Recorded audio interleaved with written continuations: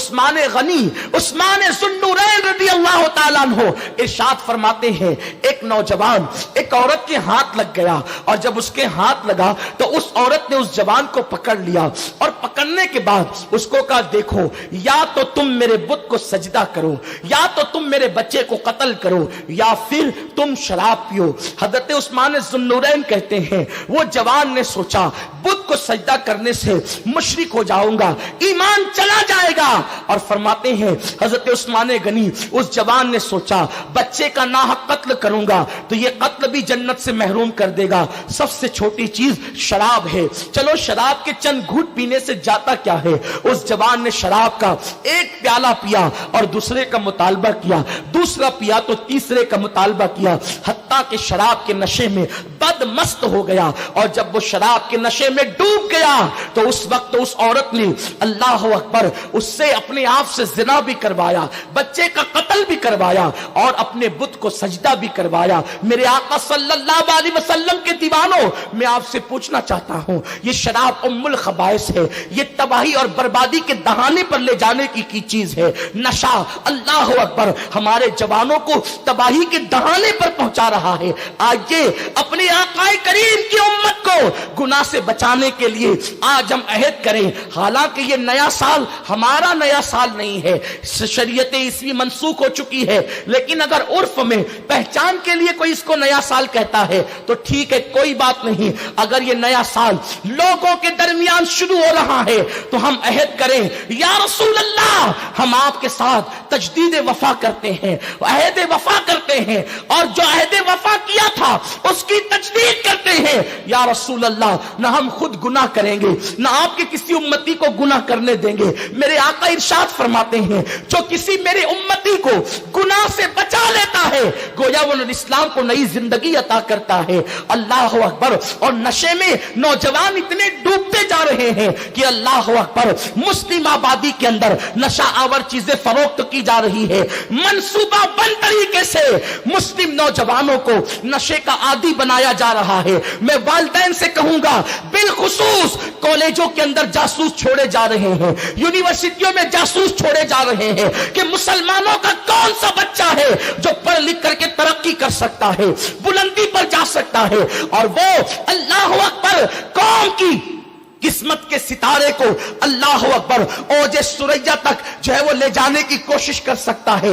ایسے نوجوانوں کو دو چیزوں میں ملوث کیا جا رہا ہے، ملک کی دہشت گرد اور فرقہ پرست تنظیمیں ان نوجوانوں کے درمیان لڑکے بھی بھیجتے ہیں اور لڑکیاں بھی بھیجتی ہیں۔ خاص طور پر میرے جو نوجوان یونیورسٹی اور کالج میں پہنچ کر سوچتے ہیں کہ ہم نے کالج اور یونیورسٹی میں پہنچ گئے تو اب ہم گویا کہ کوئی تیسری مخلوق ہو گئے ہیں، ہمیں ان لوگوں سے کیا لینا، یہ لوم چلانے والے بیکورڈ ہیں، یہ اللہ اکبر گھریلو کام کاج کرنے والے معاذ اللہ ذلیل اور رسوا لوگ ہیں، اور وہ اپنی آپ کو بہت ہائی کوالٹی کے لوگ سمجھتے ہیں۔ یاد رکھنا کسی مسلمان کو حقیر نہ سمجھنا، جس کو اللہ نے امت محمدیہ میں پیدا کیا یہ اس کی سب سے بڑی فضیلت ہے۔ جس کو قرآن میں اللہ نے یا ایھا الذین آمنوا کا خطاب عطا فرمایا، ان سے بڑھ کر کے وی آئی پی کون ہوگا، ان سے بڑھ کر عظمت والا کون ہوگا، ان سے بڑھ کر بزرگی والا کون ہوگا۔ میرے آقا صلی اللہ علیہ وسلم کے دیوانوں، تو میری قوم کے کچھ نوجوان اپنے آپ کو روشن خیال تصور کرتے ہیں، یہ روشن خیالی نہیں، یہ فکر کی تاریکی ہے، یہ فکر کا بودا پن ہے۔ مسلم مذہبی جوانوں سے دوستیاں توڑ کر مشرک جوانوں سے دوستیاں جوڑتے ہیں، ان کی طرح کھائیں گے، ان کی طرح رہیں گے، محلے میں آدھی آدھی چڈی پہن کر گھومنے میں فخر محسوس کرتے۔ او بدبختو، اللہ کے حبیب صلی اللہ تعالی علیہ وسلم نے ارشاد فرمایا کہ جب جب کافر، جو تم دوست بناتے ہو نا کافروں کو دوست مت بناؤ، جب جب تمہیں اچھائی پہنچے گی تو کافر کو برا لگے گا، جب تمہیں خوشی ہوگی تو اس کو غم ہوگا، اور جب تمہیں غم ہوگا اسے خوشی ہوگی۔ کافر کبھی مومن کا دوست نہیں ہو سکتا۔ اللہ پاک قرآن میں فرماتا ہے وَلَن تَرْضَىٰ عَنْكَ الْيَهُودَ وَلَا النَّصَارَىٰ حَتَّىٰ تَتَّبِعَ مِلَّتَهُمْ۔ یہودی اور نصرانی تم سے کبھی یہ کفر کی دنیا خوش نہیں ہو سکتی جب تک کہ تم خود ان کا مذہب اختیار نہ کر لو. تم ان سے دوستی کر کے یہ سوچتے ہو ہم روشن خیال ہے. یہ خیالات کی تاریکی ہے, تاریکی. اللہ رب العزت نے کافروں کی محبت اور مودت سے منع فرمایا. ضرورت کے مطابق جیسے کام کے لیے کسی سے سامنا پڑتا ہے بس اتنا, ان کو دوست مت بناؤ. دوست تو کہتے ہیں جس سے محبت کی جائے, جس سے پیار کیا جائے. اور جب دوستی ہوتی ہے تو پھر ان کے تہواروں میں بھی جاتے ہو. مشرکین کے تہواروں میں مسلم نوجوان جاتے ہیں اور اپنے ہاتھوں کے اندر گنڈے بندواتے ہیں. میں اس کا نام نہیں لوں گا, آپ کو پتا ہے. دوست کی بہن بھی دوست بہن ہو گئی اور اس کے ہاتھوں سے راکھیاں بندوائی جاتی ہے. یہ کفر ہے, اس لیے کہ یہ شعار کفر ہے. اس لیے فقہا نے فرمایا کفر ہے. حضرت مجدد الفسانی شیخ احمد سرہندی رحمت اللہ علیہ فرماتے ہیں جو مشرکین کے تہوار میں جائز سمجھ کر شرکت کرے یہ بھی کفر ہے. امام اہل سنت اعلی حضرت نے یہاں تک لکھا کہ جن دنوں مشرکین تہوار کے موقع پہ مٹھائی خریدتے ہیں ان کی مشابہت اختیار کرنے کے لیے اس تہوار کے موقع پہ جو مٹھائی خریدے گا یہ بھی کفر ہے. ایمان اور کفر میں اتنا باریک اور کمزور رشتہ ہے. جیسے آٹے سے بال نکل جاتا ہے خبر نہیں ہوتی, ویسے دلوں سے ایمان نکل جاتا ہے.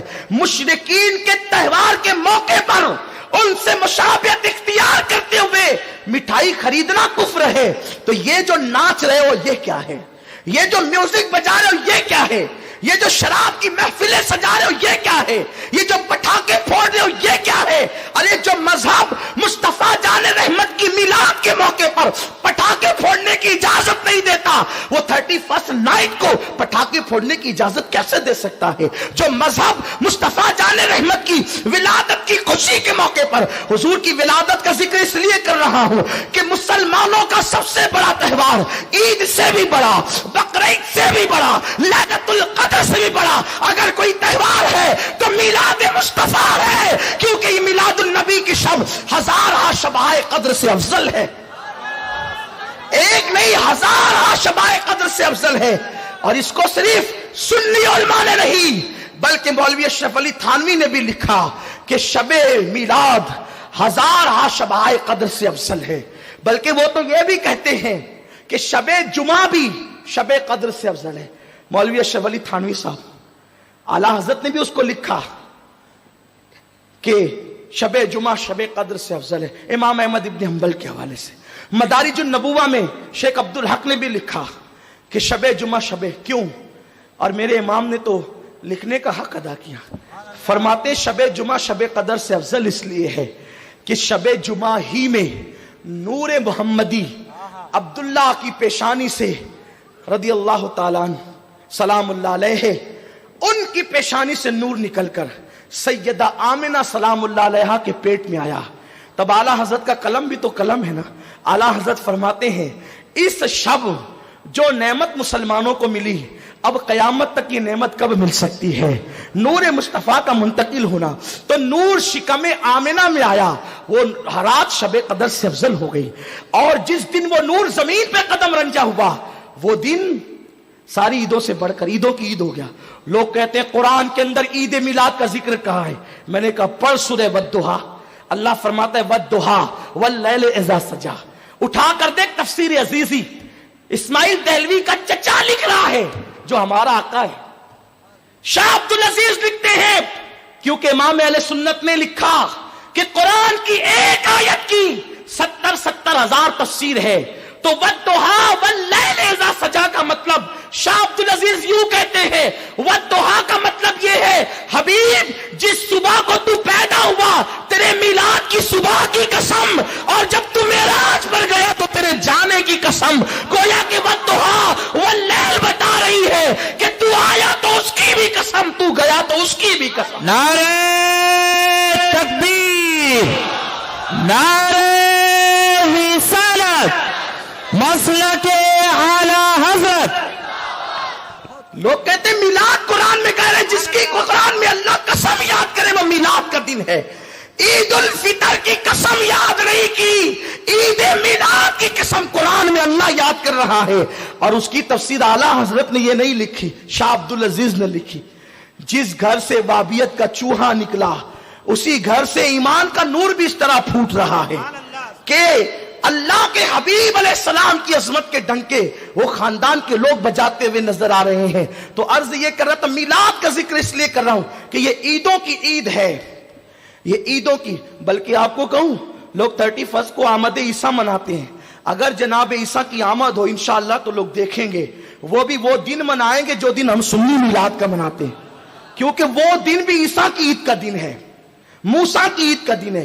یہاں ایک بات بھی عرض کروں, میں اپنی گفتگو کو آگے بڑھاؤں گا اور شارٹ کر کے ختم بھی کروں گا, لیکن بات آگے کیونکہ میلاد کا مہینہ گیا اور میرے آقا سرکار قادریت غوث الاعظم کا مہینہ آیا, تو بتانا چاہتا ہوں آپ کو, میلاد پہ بہتوں کو بخار آتا ہے, بہت سی مینٹیوں کو زکام ہوتا ہے کہ یہ میلاد کہاں سے لائے ہو, کہاں سے لائے ہو. ہم کہتے ہیں سن, 1.25 لاکھ انبیاء کبھی ایک عید پر متفق نہیں ہوئے, 1.25 لاکھ انبیاء کبھی ایک عید پر متفق نہیں ہوئے. عیسیٰ کی عید نزول دسترخوان, موسیٰ کی عید فرعونیوں سے نجات, یوسف کی عید قید خانے سے نکلنا اور مصر کے تخت پر بیٹھنا, یونس کی عید مچھلی کے پیٹ سے نکلنا, علیہ الصلوۃ والسلام. سب کی عیدیں الگ الگ تھی, لیکن اگر سارے انبیاء کسی عید پر جمع ہوتے ہیں تو وہ عید میلاد النبی ہے. بڑی ذمہ داری سے عرض کروں کیونکہ یہ ان کی بھی عید ہے. ان کی عید کیسے ہے؟ عید کہتے ہیں خوشی کے دن کو, اور وہ خوشی کا دن جو لوٹ کر آئے. جو خوشی کا دن, شادی عید نہیں ہو سکتی کیونکہ وہ کبھی خوشی کا دن لوٹ کر نہیں آتا. ایک بار دولہا بنا پھر دوبارہ نہیں بن سکتا, ہے نا, یہی ہوتا ہے. اور دوبارہ بنا تو وہ خوشی نہیں ہوتی, پھر بڑے ہنگامے بھی ہوتے ہیں, ہے نا یہی بات.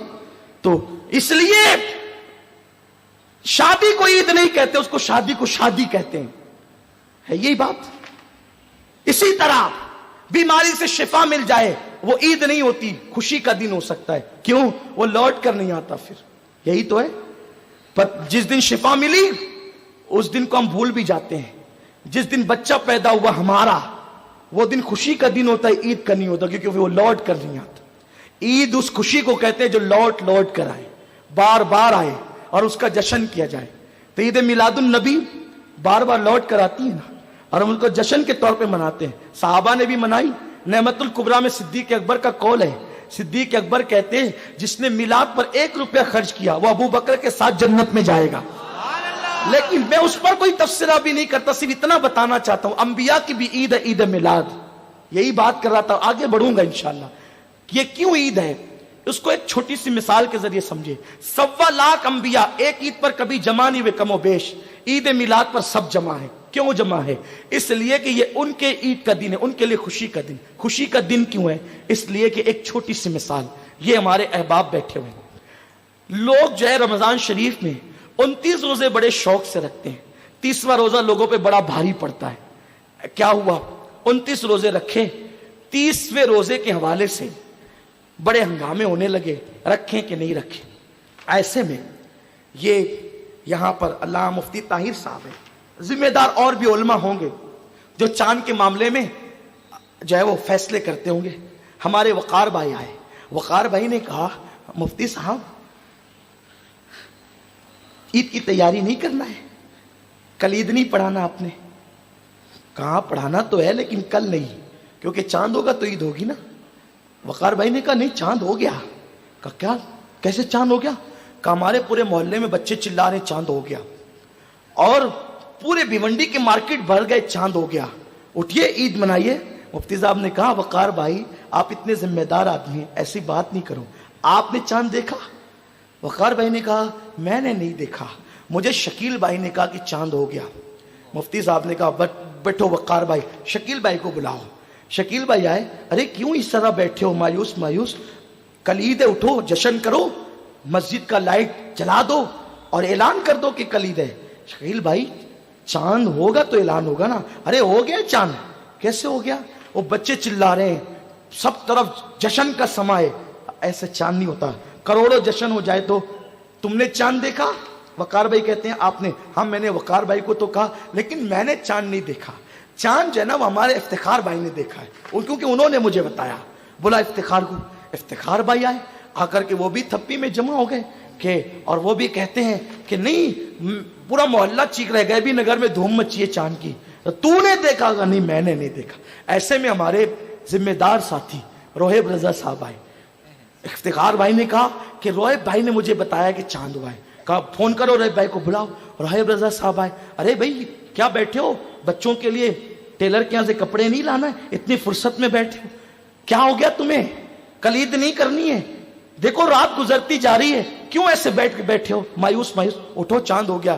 اور روہب بھائی ایسے چاند تھوڑی ہوتا ہے، آپ نے چاند دیکھا؟ روہب بھائی نے کہا ہاں میں نے چاند دیکھا۔ تو یہ جو 3 4 5 جو تھپی میں جمع تھے نا، جو بڑھتے جا رہے تھے، گردن جھکتی جا رہی تھی، یا اللہ، وقار بھائی سوچے تھے اللہ جو چاند دیکھا اس کو بھیج دے، ورنہ مفتی صاحب کے سامنے ساری زندگی نظر نہیں ملا سکوں گا، پوری زندگی بھیونڈی میں گلی میں چلنے کے قابل نہیں رہوں گا، لوگ کہیں گے جھوٹے ہیں مبلغ لوگ، جھوٹے جھوٹی چاند کی گواہی دیتے ہیں۔ شکیل بھائی سوچ رہے یا اللہ میں نے کیوں کہہ دیا تھا جو ہے وہ افتخار کو، افتخار بھائی بھی یہاں جمع ہو گئے۔ ایسے میں جب روہب بھائی آئے نا، روہب بھائی نے کہا میں نے الحمدللہ چاند دیکھا ہے، ہمارے محلے میں عام رویت ہوئی نظام پورا میں، تو اب مفتی صاحب نے کہا عید ہو گئی، چاند ہو گیا۔ اور یہ جتنے بیٹھے تھے تپی میں، جن کے دل دھک دھک کر رہے تھے، یہ بھی اچھل گئے، چلو اللہ نے عزت رکھ لی، چاند تو ہونا ہی تھا، ہوا ہی تھا، لیکن عزت رہ گئی۔ بتائیں جب آسمان کا چاند دیکھنے والا آتا ہے تو وہ جو سارے تھپی میں جمع ہوتے ہیں تو ان کی بھی عید ہو جاتی ہے اور پوری کائنات کی عید ہو جاتی ہے۔ ملانے کے لیے نہیں کہتا، سمجھانے کے لیے کہتا ہوں، تشبیہ دے رہا ہوں، لیکن ملانے کے لیے نہیں، صرف سمجھانے کے لیے۔ حضرت آدم آئے تھے، قوم نے کہا عبادت کس کی کرے گا؟ اللہ کی۔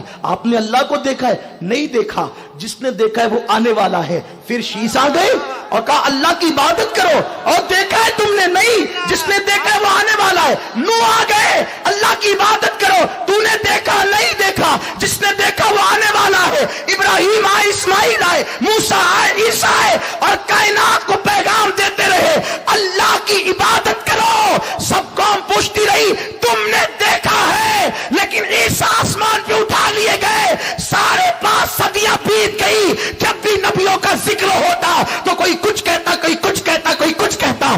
انبیاء قطار میں تھے اور عرض کرتے تھے مولا ہم نے کوئی جھوٹ تو نہیں کہا، کسی کے کہنے پر تیرے ہونے کی گواہی دی۔ اور اس وقت مصطفیٰ کریم مکے میں آئے تو اس وقت لوگوں کو کہا اللہ کی عبادت کرو، تو لوگوں نے کہا 1.25 لاکھ نے یہی کہا تھا اللہ کو تو نے دیکھا بھی ہے؟ حضور فرماتے ہاں میں دیکھ کر کے آ رہا ہوں، اس لیے تو گواہی